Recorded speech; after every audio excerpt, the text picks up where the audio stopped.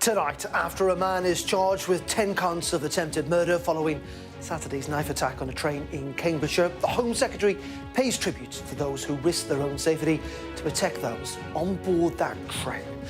It comes as the Transport Secretary rules out airport-style security in stations. We'll hear from commuters about whether they feel safe on our rail network. Also tonight, Nigel Farage predicts an early election and an economic collapse in 2027 as he denies jettisoning Reform's manifesto pledges on tax and spending. The Prime Minister confronts his own MPs for the first time since a seismic by-election defeat in Wales. And ahead of a budget where tax rises are on the agenda, we'll bring you the very latest. Badenoch accuses the government of economic self-harm after the US ambassador tells Sky News that the UK should scrap a ban on new drilling for oil and gas in the North Sea. And after Nigel Farage said he would champion what he called alarm clock Britain, we'll look back at other political target groups from the squeeze middle to the just about managing. James Starkey and Max Wilkinson will do much more than just manage this evening. They'll be with us for the next hour. It's Monday. I'm Darren McCaffrey, live from Westminster, and this is the Politics Hub.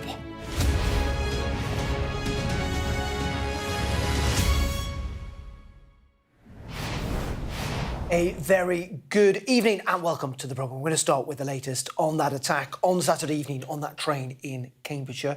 Today, a 32-year-old man named as Anthony Williams from Peterborough was remanded in custody, charged with 10 counts of attempted murder. Police said he's been also charged with a further count of attempted murder. That's in relation to an incident on London's DLR network in the early hours of Saturday. Well, officers are reviewing 3 further incidents linked to the suspect, including the stabbing of a 14-year-old boy.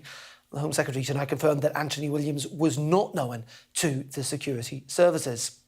Well, Anthony Williams arrived at Peterborough Magistrates Court this morning under police guard. He'll appear at Cambridge Crown Court on the 1st of December.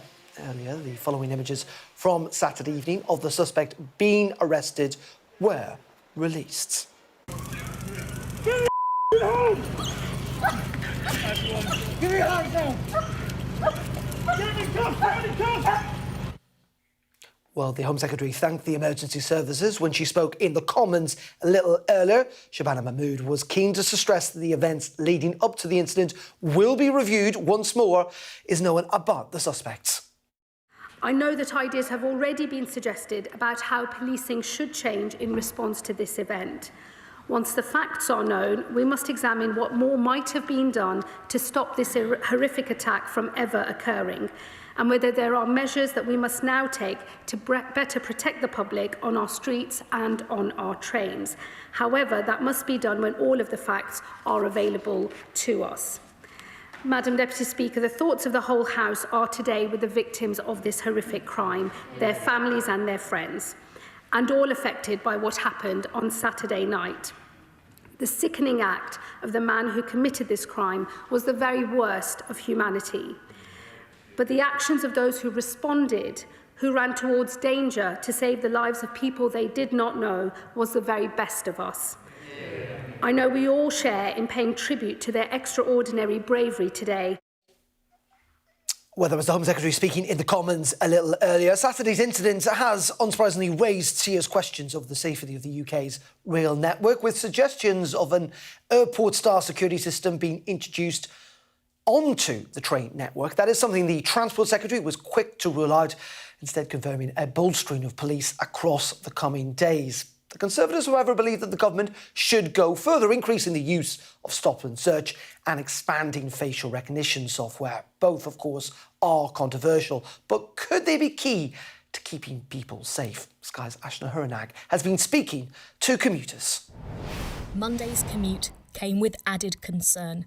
At major stations around the UK, from Glasgow to London, armed officers and extra patrols on the concourse, as the events of Saturday night in Huntingdon weighed heavy on the minds of many, including grandparents Tracy and Darren Tabor. They took the very same train service from Yorkshire on Sunday for a concert. Events of the night before almost made them cancel their plans. We travelled down from Yorkshire and we was absolutely terrified. And we got on the same train that it happened on, so we had to come through there to get to London to see a show. But we thought, no, we're not going to not do it. We are going to go through with it. But we are scared. I'm not going to lie. We are really scared. It makes you worried about your safety. Are you safe on the trains? No, you're not. You're not safe anywhere. The daily grind of those passing through London's King's Cross now punctured by caution and trepidation. Just wouldn't expect it. You really wouldn't expect it. And I'm not saying you would expect it on tubes, but you always do go back to things that's happened on tubes. I don't feel that emotional about it. It's because it does give you really bad anxiety. I know there's other emergencies that police might be needed, but it's always nice to have a police presence just anywhere, really. That nervousness, not unfounded.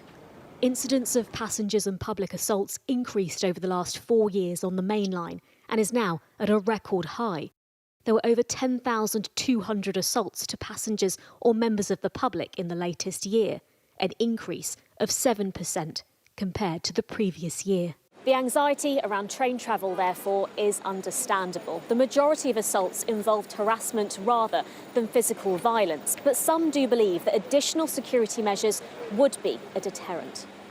But the government says any measure on Britain's railways would need to be proportionate. I don't think airport-style scanners would be the way to go. We have thousands of railway stations across the UK, and those stations have multiple entrances, multiple platforms. So what we can't do is make life impossible for everyone, but we do need to take sensible and proportionate steps to make the public transport network safe. The increased security presence will last until Tuesday evening. The aim is to provide reassurance, but will 2 days really be enough? Ashen Haranag, Sky News. Well, let's bring in our duo for this evening, the former Conservative Special Advisor James Starkey and the Liberal Democrat Home Affairs spokesperson Max Wilkinson. And just to make it clear, obviously, we can't talk about the specifics of that incident, given the fact that it is now an active court case, but we can talk about some of the wider issues we saw in Ashton's report there. And Max, starting with you, I know you asked a question, actually, the Home Secretary in the Commons a little earlier. What's your sense of what, realistically, because let's be honest about it, I think as the Transport Secretary was saying there, trying to choose metal detectors in all train stations is not going to work. What realistically can be done to try and protect people more? Before we go on to that, obviously we've got to reflect the pain that people are going through as a result of that attack. Right, it's absolutely horrific, the things that we've heard about, the eyewitness accounts that we've seen, and it's really important to reflect that. In terms of what can be done in the future, that people are talking about various things like more stop and search. Well, only 3% of stop and search actually results in an arrest or something effective, and it's very bureaucratic for the police. I think we just need to be really, really cautious about that kind of thing. What we do need to do is make sure that people feel safe when they're travelling on trains, because it remains very safe, and it's a safe way to get around, safe way to get into work, and I really hope that people will be able to just get along with their business on a day-to-day basis. Now, it is understandable that there will be a lot of people, particularly in that part of the country and who use that line, that will be concerned, but I think they just need that reassurance. James? I think it's a really good point. I think if you look at the statistics, although we've just seen that there has been an increase, broadly speaking, train travel is safe, but it's a matter of feeling safe. I was coming through into Charing Cross this morning, and as I got into the station, they were running a test evacuation, and there was visibly more British Transport police there, and that's one of those things where I just suddenly felt safer for seeing that going on, and that's always a difficulty, because that does cost a lot of money though to have bobbies on the beat. Well, what do you think about these ideas around more stop and search, or indeed the use of facial recognition? I think facial recognition should be looked at. I mean, we're seeing it rolled out in places like supermarkets now to tackle other types of crime. So I think where you can use technology to tackle crime, that should definitely be looked at. Police forces obviously already deploy that in certain high crowd situations. I think stop and search, I'm not sure that is probably the way to go for this instance. What about you on facial recognition, Max? I mean, the police are rolling out gradually.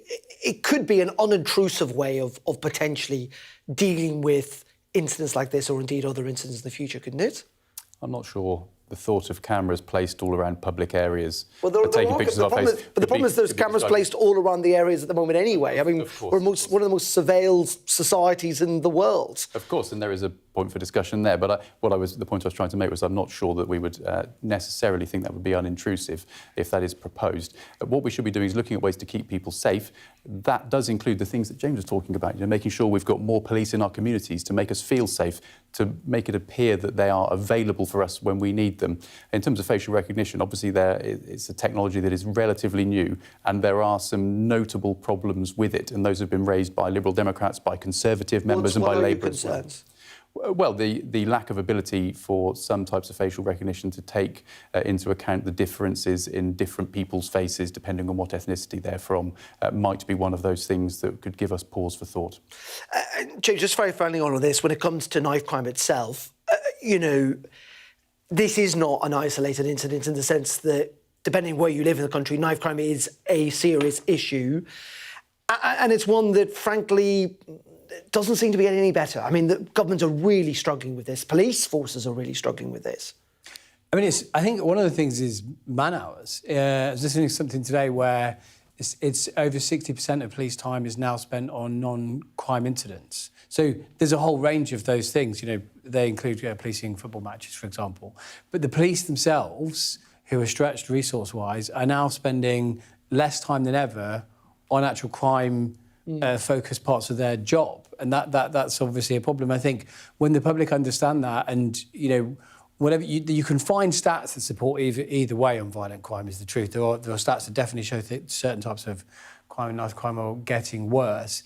If you understand that the police are spending resources on, for example, non-crime hate incidents, while they are not spending time on this, that's obviously going to cause frustration. OK, for the moment, James Mack, thank you very much indeed, because we're just going to bring you a little bit of breaking news, actually, in the last couple of minutes, reaches here at Sky on the railways. We've got a statement through from Thameslink, which is a train operator in the south of England through the capital as well, saying the police are dealing with an incident at London Bridge tonight, that the incident has recently happened, and they are working on gathering more information. So just the briefest of information, but that there is an incident at London Bridge. Statement in, of course, the south of the capital. We will bring you up to date with more updates as we get it. We'll have more, of course, on that main news story that we're focusing on tonight, the incident on the railways, indeed the government reaction to it, with the extended press preview from 10:30 this evening, which will have tonight's news and tomorrow's headlines. Joining us this evening will be the Daily Mirror columnist Kevin Maguire and the political commentator Adam Bolton. Now, let's turn to politics and that of the Reform Party, because tonight I want to make a bet with you. Yes, you sitting at home there or watching on your phone. Reform, who are currently significantly ahead in the polls, won't win the next election simply on the issue of migration, or indeed just on the palpable exhaustion of voters with the two main parties, though both issues, it must be said, have propelled them into that poll lead. But victory depends on whether they can convince the British public that they do have an economic plan. Because you have to remember, in the wake of Liz Truss's mini-budget, Nigel Farage described it as the best Conservative budget since 1986. That didn't exactly go very well, did it? And it's been a stick that's been beaten with him over the last couple of years. And knowing how vulnerable Reform is on the economy, Nigel Farage completely ditched his party's pre-election pledge to cut taxes by £90 billion today. His message was instead a plea, I would suggest, a plea that said, trust me on the economy. We are being mature, we are being sensible, and we are not over-promising. Well, over the past year, let's be honest about this, he's been all over the place in favour of renationalising the steel industry, increasing the two-child benefit cap, while at the same time praising the idea of a smaller state. Now, the speech was today clearly an attempt, without detail, to set out a grander narrative, a narrative that was much less radical than many other of his policy areas. It was all very conservative in every sense of the word. But it did pose two questions.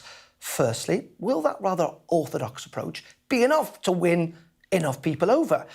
And secondly, while there is a sharper definition on clearly rewarding work with less welfare and a smaller state with less regulation, which is a plausible path to take economically, will it be one that's welcomed politically for many of those new Reform voters? Many, of course, who rely on welfare and indeed rely on public sector provision. The coalition of voters that Nigel Farage is attempting to woo economically is not easy.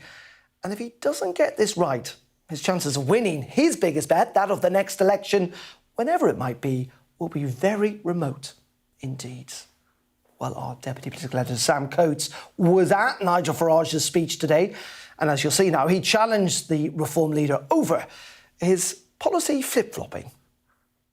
This is unpopular. You talk about this, oh, you can't just talk about rich people. Well, I'll tell you in a moment why we need to. Nigel Farage, a politician that wants to be taken seriously. A change from last year's election manifesto. Tax cuts, yes, but you are going to have to wait. We want to cut taxes, of course we do.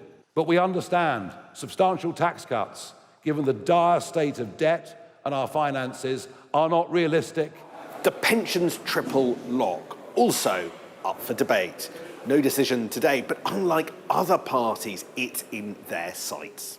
If I'm right, and that election comes in 2027, then the economy will be in an even worse state than any of us in this room can even predict. So how can anybody project on pensions or thresholds or any of those things between now and then? One thing they're also not afraid to talk about is helping the rich. This hard left socialist dogma that it's popular to tax the rich, that the rich won't move, they'll stay and pay more, that, I'm afraid, has infected virtually the entirety of our political class. Reform UK argue that they're only changing their tune because of the state of the economy. You are the master of political reinvention. I mean, we've had Brexit Nigel and trade union Nigel and small state Nigel and nationalisation Nigel. And they line up like Barbies on a toy shelf. Today we've got fiscal responsibility Nigel. Why should we trust that this Nigel Farage survives to and beyond the next general election? I believe in pretty much the same sort of things I believed in 30 years ago. I believe we have to be a competitive economy. We have to have a hard work culture in this country. And I believe that unless business succeeds, the rest of the country can't succeed. A growing public sector does not make us richer. I think I've believed in that for almost 50 years, actually. It's all a sign that business is taking them seriously, and they're taking themselves seriously as well. Nigel Farage said that you can be pro-worker and pro-business. New rhetoric, but lots of familiar themes. Brexit has been squandered. We're run by a group of human rights lawyers, not entrepreneurs. We will scrap all net zero subsidies. Watching on here, big name businesses and 4 former Tory advisors, a sign that the political winds are shifting. They say they're writing the manifesto now because they might not have long until the next election. I still stand by my prediction that there will be a general election caused by economic collapse that will happen in 2027. This event is an acknowledgement that the economy and their last manifesto is a weak flank. The question now is how this all goes down with their traditional voters. Well, the very own Sam Coates, the very one, I should say, Sam Coates is with me, as is the panel. Now, Sam, Nigel Farage has been compared to many things and many people over the years. I don't think Barbie has ever been one of them. Terrifying. What did you make of today? Well, in some senses, I think it was a political necessity.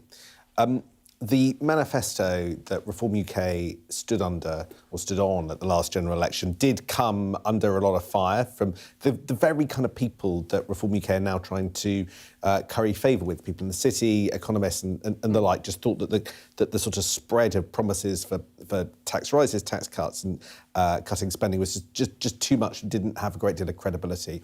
And you could tell that from the conference season where pretty much all the other political parties rounded on the Farage tax and spend plan. So I think now is the moment when you're quite far ahead in the polls to change something like that.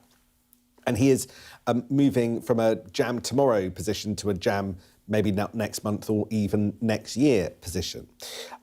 We have seen this before. I remember it in 2009. George Osborne, ahead of that 2010 election, sort of went a bit more gloomy, as it were. And it did actually cost them quite a bit of their poll lead at the time. The public is a bit squeamish about tough decisions. On the one hand, you get the credit for asking the country for a mandate to do difficult things, but on the other, some people just don't vote for it. And the kind of people that could be squeezed are exactly the kind of people that he was talking about today.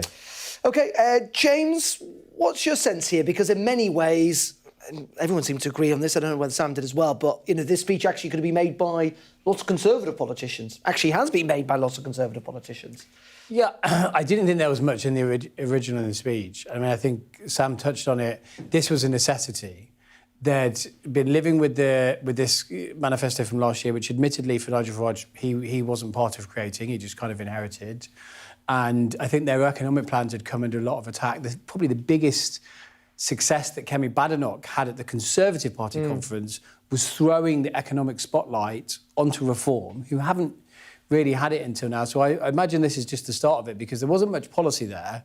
This was today, to me, looked like about ditching something that's being thrown at them in a lot of interviews with people like yourself about how can you be serious, where's all this money coming from, and then they're now going to try and move on from that.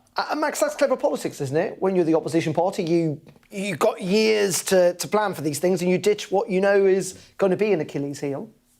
Firstly, I think Sam shouldn't give Reform any ideas with his Nigel Farage Barbies, because they might end up selling them at the next conference. But, you know, they'll flog anything, right? It was football shirts last time.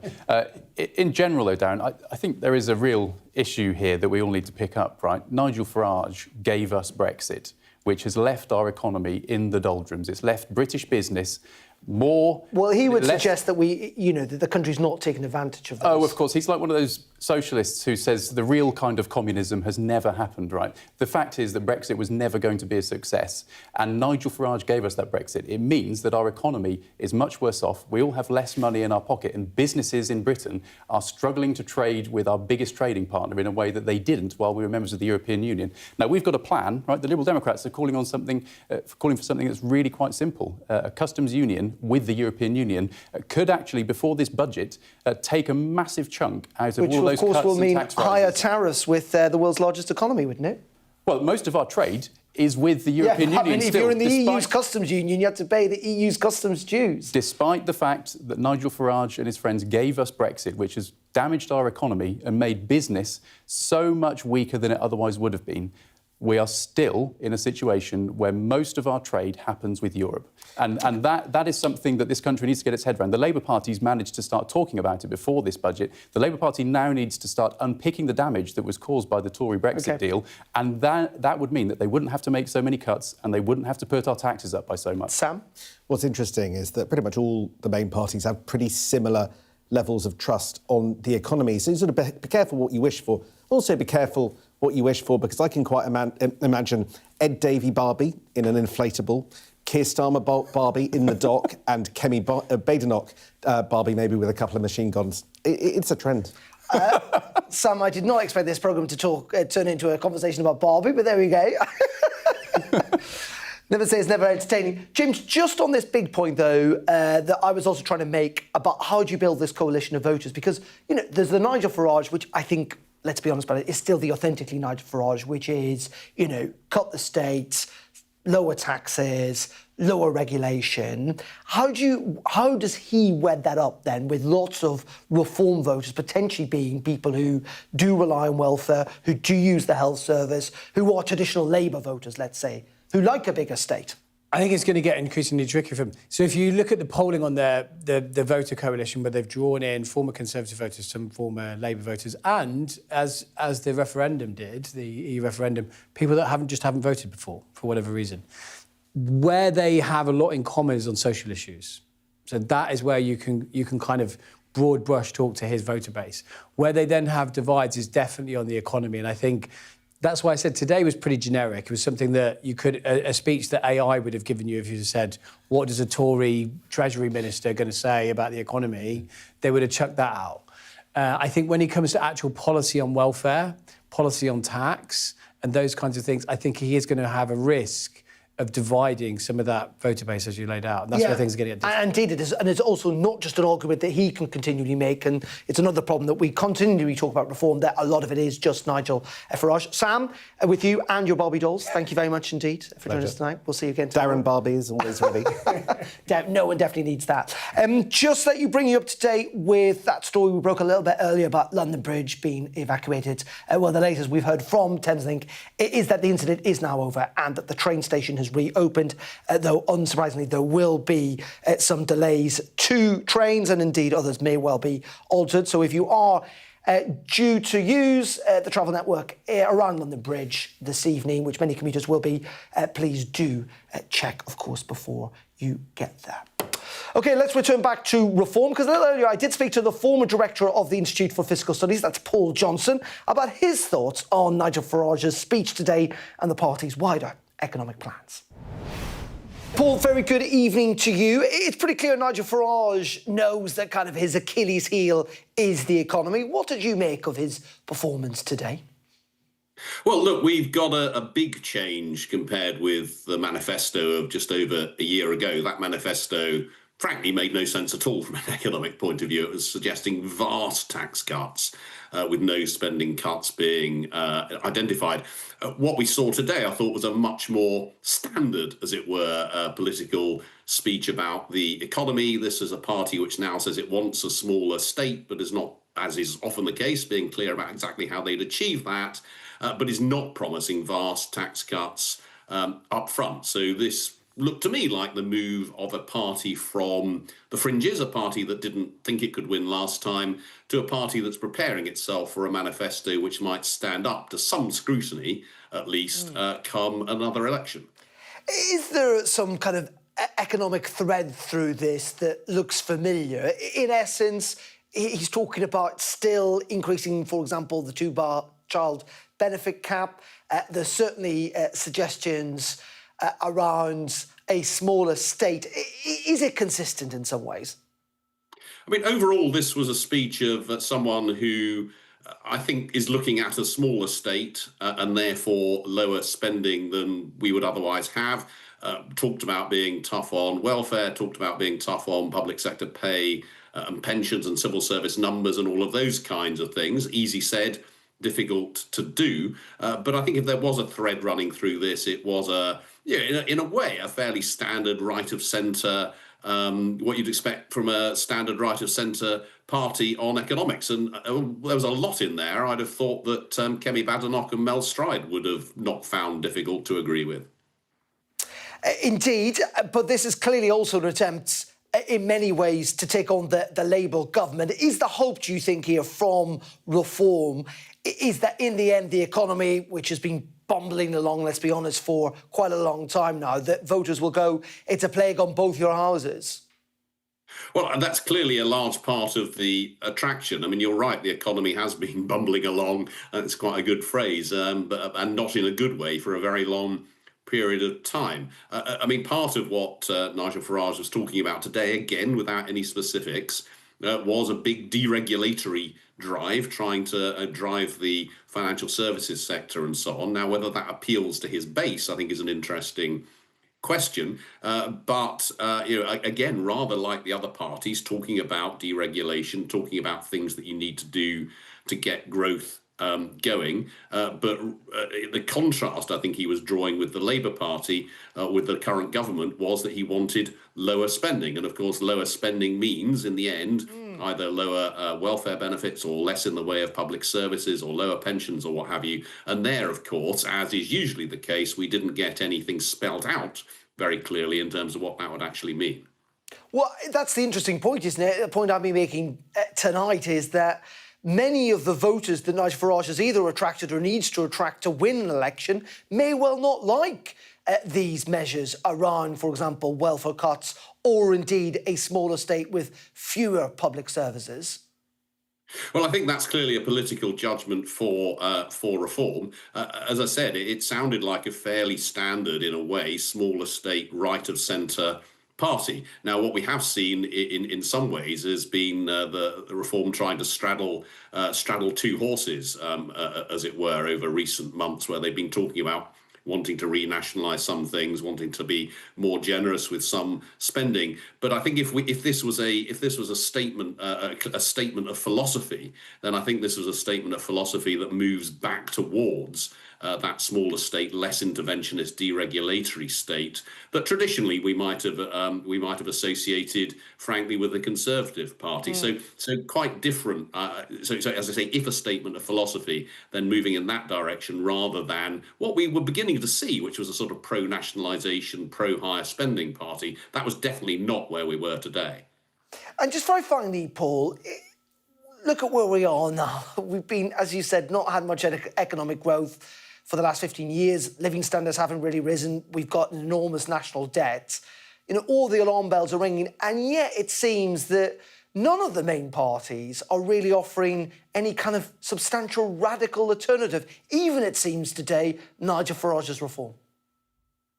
Well, radical, of course, is difficult, and the reason why, I mean, if there were easy answers, then people would have come up with them. And the point of radicalism, I think, is that you need something consistent over a long period of time. And the last time we had that really was under the coalition government, 2010 to 2015, when we had a fairly radical period of austerity, of reducing spending. Since then, we've sort of essentially been all over the place under the last government, and a new government which I think is still trying to work out what its strategy is. Now, we'll find out more about that in 3 weeks' time when we get the budget. At least I hope we will, because frankly, we haven't really seen what that strategy is yet. OK, Paul, as always, thank you very much indeed, Paul Johnson there. Thank you.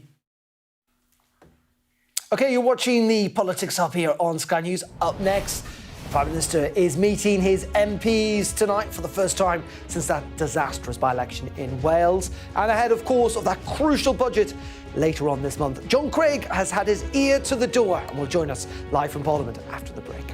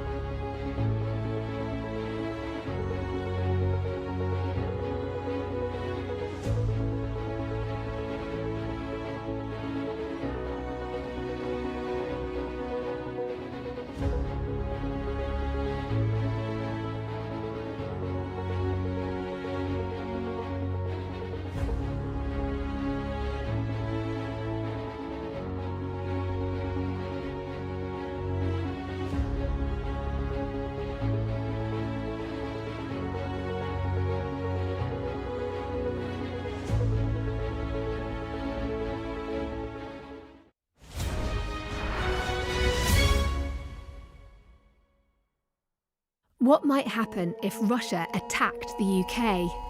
This is clearly an enormous show of force. It is definitely out of the ordinary. We ran a war game with former ministers back in the hot seat. Ben Wallace. Amber Rudd. Jack Straw. It's the kind of war game that's genuinely tested inside government. The Russians are signalling that there may be an attack. Russia knows our weaknesses, but do you? I'm Deborah Haynes. From Sky News and Tortoise, this is The War Game. Listen wherever you get your podcasts. Welcome back. Now, the Prime Minister has been meeting with his MPs at a gathering of the Parliamentary Labour Party this evening in the Houses of Parliament. It comes after a Difficult period for Labour, and it comes ahead of that crucial budget, which is expected to see a hike in taxes later this month. Well, the man we always rely on to have his ear to the door is, of course, John Craig, who joins us, as you can see, from Central Lobby. John, a very good evening to you. What was the atmosphere like? Well, these things are always very stage managed for our benefit. Call me cynical if you like. But he got very loud cheers and applause when he arrived. It's still going on, Darren. He's been in there for an hour. That suggests to me he's taking a lot of questions. So perhaps the mood is not quite as supportive as the Labour leadership would hope. One veteran Labour MP who's just left actually said everybody was pretty supportive. And when I said, how was it? It was all right. So that wasn't particularly enthusiastic. But one of the younger MPs who just left, when asked how was it, juicy was the reply. I've never heard a meeting or a speech by the Prime Minister called juicy before. But he is talking about the budget, or has been, in his remarks, because he's talking about his message to Labour MPs has been the budget will be a Labour budget built on Labour values. He was saying that it'll protect public services like the NHS, reduce our national debt, improve the cost of living. Well, probably more money for the NHS, reduce our national debt. Well, that suggests tax rises or spending cuts, or both. Improving the cost of living, that's obviously helped for people perhaps with their energy bills. But he has also been attacking the Tories and reform. And he's talking about the Tories and reform returning us to austerity. The Tories produce fantasy figures. They'd slash the NHS and our schools. And he's also talking about reforms, massive spending cuts. We mean cuts to the NHS, which Nigel Farage wants to privatise. He wants cuts to cut the national minimum wage. Well, earlier today, Mr Farage did say he thought perhaps it should be cut for younger workers. So obviously a political speech. He appears to have got a pretty good reception, but then it's the loyalists who turn up to the PLP. You tend not to get the rebels at the PLP. And pretty full turnout from the cabinet there. No sign of Rachel Reeves, despite the fact the PM was talking about the budget, but most of the cabinet were there. It was noticeable, actually, there have been some votes in the House of Lords tonight. An awful lot of peers in there, and I think the room might have been a bit empty when they went off to vote, as they have done a couple of times. Mind you, at the beginning of the meeting, they brought a load of extra chairs. It's the biggest committee room. It's number 14 upstairs, and he's still in there, still taking questions. Well, John, when that MP talked about the Prime Minister's speech being juicy, maybe he was talking about your lives on Sky News instead. As always, thank you very much indeed, John Craig. They're live for us in Central Lobby. James and Max are with me. I think it's fair to say, isn't it, Max, first of all, that the Prime Minister is obviously in a pretty tricky situation, and the budget is going to be crucial. I mean, Labour have to get this right. Yeah, they're in a tricky spot, right? I don't want to revel in the difficulties of other MP colleagues in Parliament.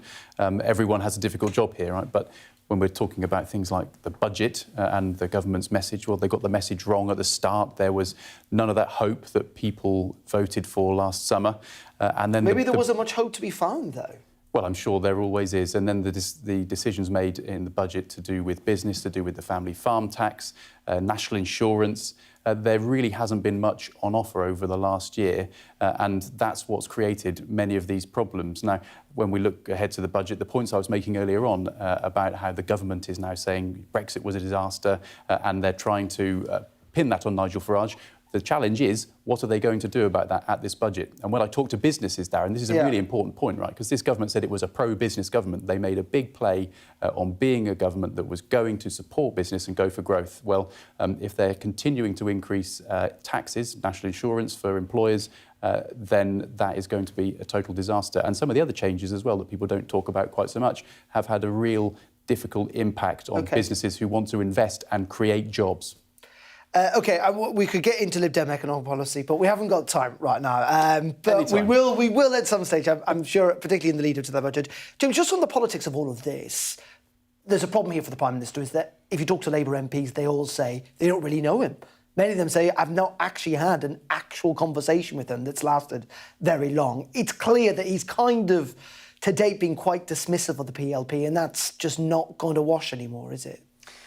It's not, but I think there's a wider point. Do the public really know him, or what's his vision? And that's one of the central problems that Labour had. The MPs have to work with him. I mean, they have to vote in the lobbies. So. True, but I think it speaks to the MPs as well as the public, which since they've come in, there's not really a long-term vision from Keir Starmer himself. So what are they all getting behind? And that's why I think you've got these kind of, are we going to get Andy Burnham coming in or someone else, someone with some vision, and heading into the budget, all these economic decisions. I hear Rachel Reeves tomorrow is going to talk a lot about choices, which at the moment seem to be a choice about whether you get kicked in the stomach or kicked in the shins, i.e. not great choices at all. And so, but I think this all speaks to, they kind of made it, they made a lot of promises to a lot of people coming in, but they don't really, I think if you speak to people in and around government and Labour MPs, they will say they don't really know where Keir Starmer's going, what he actually stands for. And I think that's as much of the problem with the public as it is with his own MPs. However much time they spend with him, they don't know where the ship's going. Max, what do you think, just briefly on this, Farage's idea about there's going to be an election in 2 years' time, in 2027? I think we've had more than enough elections recently, don't you? So one of the reasons I lost all my hair, and it might contribute to James as well. So if I don't know, for whatever reason, there's a vote of confidence in the government, you would vote with the government to stop an election from happening? Oh, that's all hypothetical. I'm tempted to invoke Brenda from Bristol here and say not another one. But I think one of the reasons that we saw that massive vote for change last summer, which obviously the Labour Party hasn't quite delivered on because they look a little bit like continuity Sunak, was because people had just got really sick of changes of prime ministers, all of the chaos, too many elections, and I don't think there's appetite for more elections at this moment, even if the Labour government's trying really, really hard to put everyone off. OK, well, I think you had to hear first. The Lib Dems will not be backing an early election. Thank you for the moment. James and Max, you're watching The Politics Up here on Sky News. Coming up next, stark words for the British government from the new US ambassador speaking to Sky News today over the use of North Sea oil. We'll be hearing from the US AMBO after the break.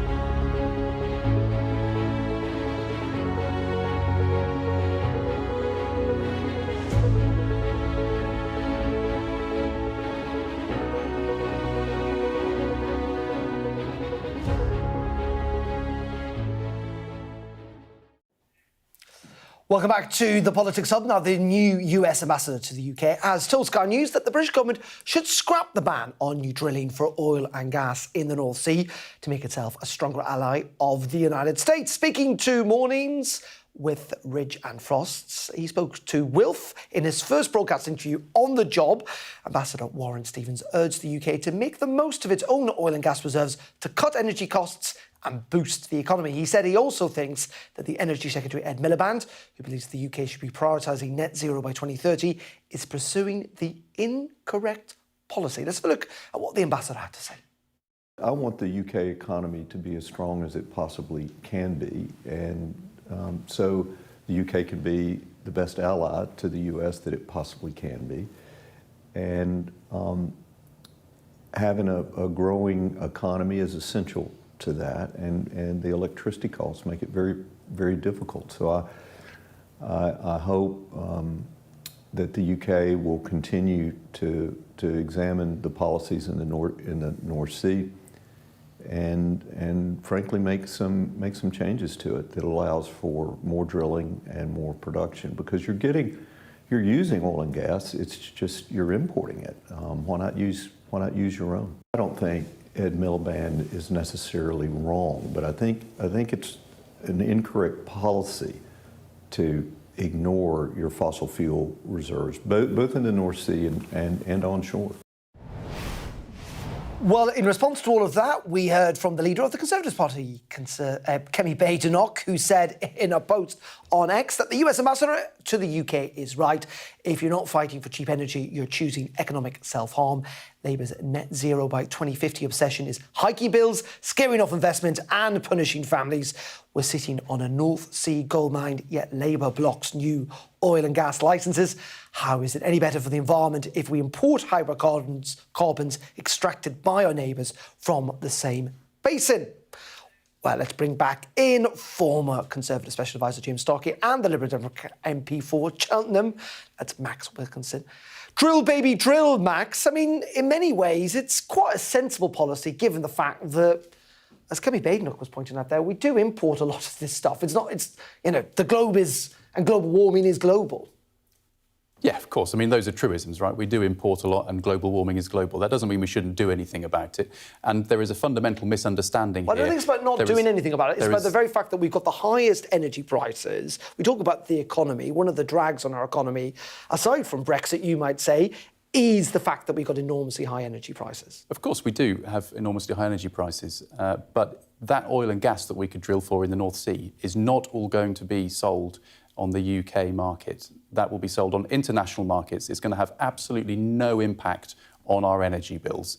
All of the economists who look at it will tell you that. Now, it's very easy for politicians to just stand up and say, drill, baby, drill. Let's do this simple thing, and it's going to be very simple. But that oil and gas isn't going to make a difference. What we need to be doing is investing in renewables. It's really interesting, Darren, actually, that the renewable energy economy is growing. You can do both. Roughly at 3 times. You can do both. Roughly at 3 times the rate of the UK economy as a whole. There are almost 800,000 jobs in it. So this isn't some sort of wifty liberal conspiracy about climate change. This is grounded in economic facts. And those who argue... All I would say is they're also not mutually exclusive. No, of course, we're going to have to use oil and gas for some time as part of the transition. But the people who are suggesting that we can solve all our economic woes and get lower energy bills by drilling for oil and gas in the North Sea are lying to us. Let's also just dwell on the fact for a moment that if we uncoupled gas and electricity prices, we could pretty quickly bring down our household bills and business bills too. That's the key to this, not drilling for oil and gas. I mean, I'm with the US ambassador and Kemi. I think I don't think people are fed up with the choice of it's one or the other.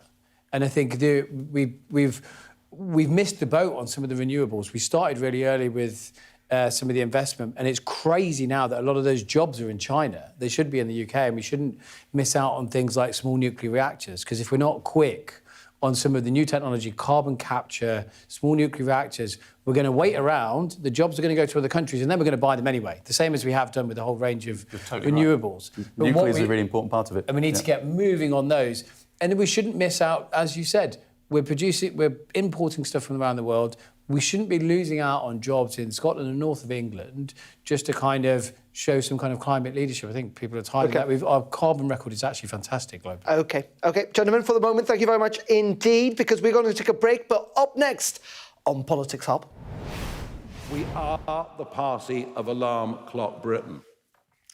Nigel Farage recycling there an old Nick Clegg slogan.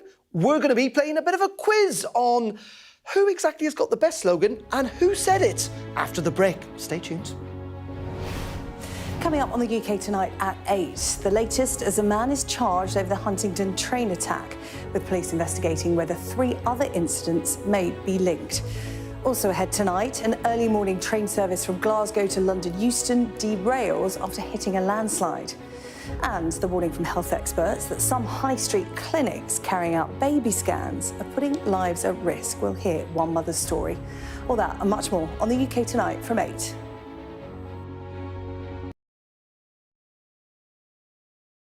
Mr. Trump, James Matthews from Sky News. Hey, James. I'm James Matthews, and I'm Sky's US correspondent, based here in Washington, D.C. Mr. President, what will you say next to Benjamin Netanyahu? In June 2009, did you stay at the apartment in Manhattan of Jeffrey Epstein? I'm not answering any questions about him. I'm Martha Kellner, and I'm Sky's US correspondent. I've interviewed some of America's most recognisable politicians. Should the Defence Secretary and the Vice... Wait, what country are you from? The UK. Okay, we don't give a crap about your opinion and your reporting. Mr. Walker, you're anti-abortion, but 2 women say that you paid for their abortions. Are you a hypocrite, sir? Connor, what did you say to the President? What did you say? We had a great meeting. He was a great man. I'm David Blevins, one of Sky's US correspondents based in Washington, D.C. David Blevins from Sky News. Fire chiefs say that they're really stretched to the limit and running out of water. What have you got to say to that? I've witnessed the remarkable passion for politics here. Why only in America? Why is this American exceptionalism? I just want to understand why you do not think that guns are the problem. Why is this just an American problem? The anger too, and the division. Where are you from? From Sky News, UK. Yeah. Back up. Mr. Navarro, can you I'm allowed to ask Navarro? questions, aren't I? I'm Mark Stone, and I'm Sky's US correspondent based here in Washington, D.C. Vladimir Putin calls you outstanding, Mr. Musk. Has your ego and ignorance cost Ukrainian lives? David Cameron needs to worry about his own country, and frankly, he can kiss my ass. Mr. Patel, did you endanger public safety when you said the killer was in custody? Free wherever you get your news. What words do you have for Harry Dunn's family today? Have a nice day. Do you fear a 4th indictment? Is it a draw?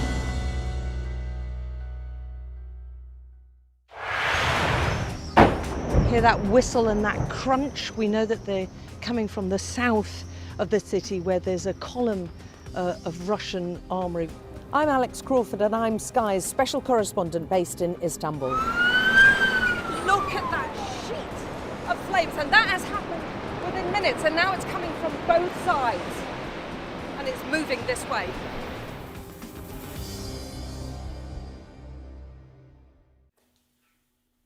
Welcome back to the Politics Hub. Now, we heard a little earlier, in fact, you heard just before the break, Nigel Farage is setting out his reform economic plan, and he said he wanted the party to be one for working people, using this catch-all term that you may well have heard before. We are on the side of working people. We are the party of Alarm Clock Britain. Why do I say you've heard it before? Because you have, back in 2011, when the then Lib Dem Deputy Prime Minister Nick Clegg said this. In what I call Alarm Clock Britain. Parents who work hard, who pay their bills, who try to stay out of debt. People who aren't well off enough to feel completely secure, but earn enough not to have to rely on the state. We love Alarm Clock Britain, don't we? Well, for every one of those unusual phrases that's ridiculed by politicians, we always have to think back to the thick of it. And it's definitely coined its own term to describe what one might use as ordinary Britons. People as superheroes. Iron people, spider people. They're just regular things. Citizens, but they have that one special quality that makes them like Batman, Bat people. They're quiet Bat people. Quiet Bat people. I just love the idea that you guys have actually sat in a room and probably discussed things like this. Quite bad people indeed. I was going to say, how would you describe yourselves? I'm not... Well, I don't have an alarm clock, and nor does anyone else. And people say Nigel Farage wants to take us back to the past. I don't think anyone's had alarm clocks since the 1980s, have they? Very good. Sorry, Darren. Okay, right. I'm going to play a bit of a quiz. I kind of almost feel like I want a kind of have I got news for you buzzer thing to hit on, but we're going to call this kind of who said this. Does that make sense? I don't know. Right. Who talked about the squeezed middle? Squeezed middle. Oh, come on. Theresa May? An obvious one. Blair. No. Is it Tony Blair? Is it Theresa May? Let's reveal on the big screen who said the squeeze middle. Oh. Of course, it was Ed Miliband, Labour Party leader between 2010 and 2015. Right, the next one is who used the term silent majority to describe people who don't express their political opinions publicly? That's way back. The original. Way back, that's half a point to you. Who was it? Well, I would think of Reagan, but... Reagan, Max?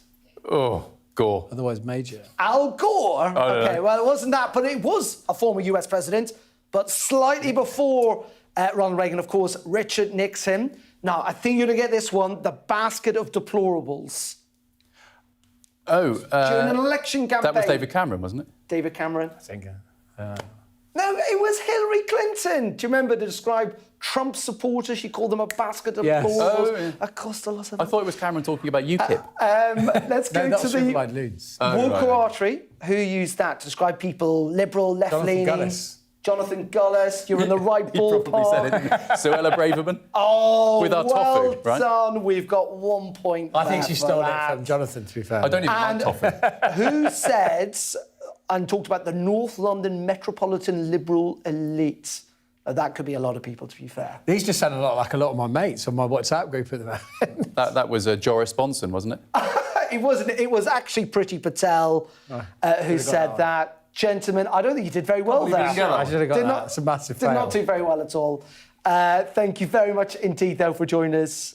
James and Max, it's been an absolute pleasure and a lot of fun as well. Thank you indeed. OK, that is it from me on the Politics Hub for tonight. We're back, of course, tomorrow at 7. Do join me then if you can. Up next, it is the UK Tonight with Sarah J. Mee. See you tomorrow.